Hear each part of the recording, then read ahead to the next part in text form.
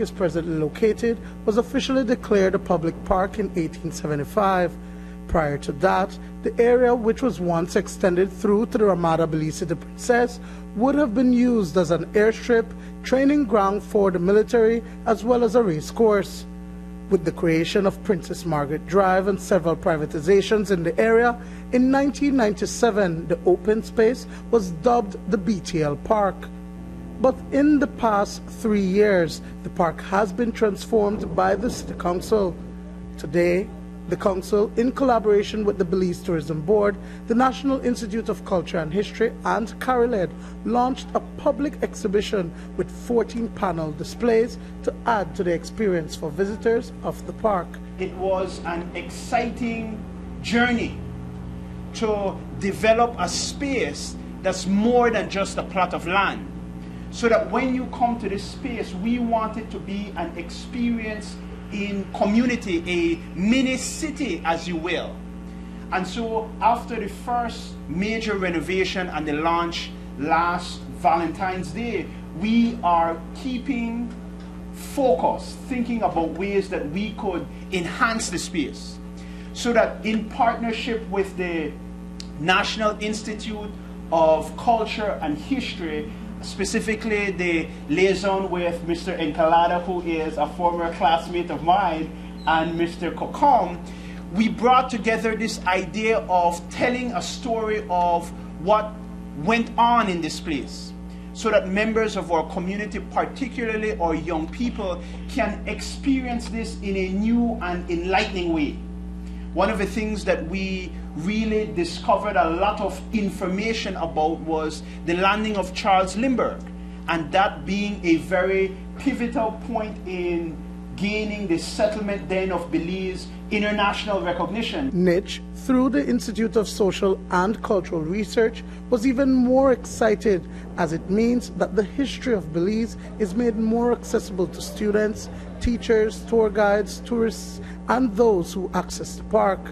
According to Rolando Kokom, it allows for Belizeans to appreciate the struggles of the past. We consider the exhibit accesses in the larger aim to document and promote the history of our communities, municipalities, and our nation. Some may recall that in 2013, we launched a book entitled A Walk Through Old Belize, which has become a key resource to understanding the history of Belize City. Most recently, in March of this year, we launched A Walk Through El Cayo, which documents the historical landmarks in San Ignacio and Santa Elena. And we plan to continue this same initiative of public history throughout the nation. Today's exhibit is arranged in several themes, which documents the origins and transformations of what we now know as the B.T.L Park, previously known as the Barracks or the Barracks Green.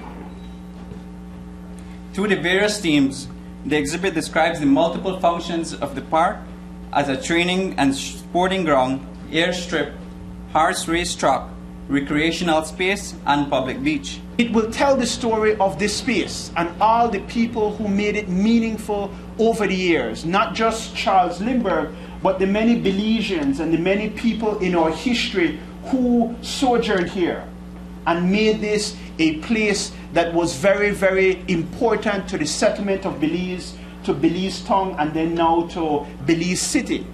So that these 14 panels will tell a story, so that young people, citizens, tourists, everyone can walk around and they can experience what went on here in real time. But since the soft launch of the park by the City Council last year, there have been many other features added to the park, says Mayor Darrell Bradley. The historic tour of the B.T.L Park is really the critical aspect of it. And you see two of the panels behind me. You see a picture of Charles Lindbergh. You see a full rendition of the Spirit of St. Louis, which is behind me, which is made to be a symbolic replica to signify that important historic event, so that our people can engage with history and they can know their past.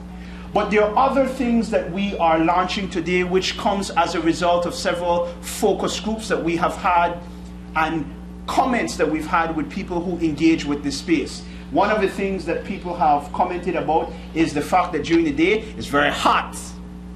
We have very many schools that come here and have exercise classes here. I know that Horizon and other schools come here periodically.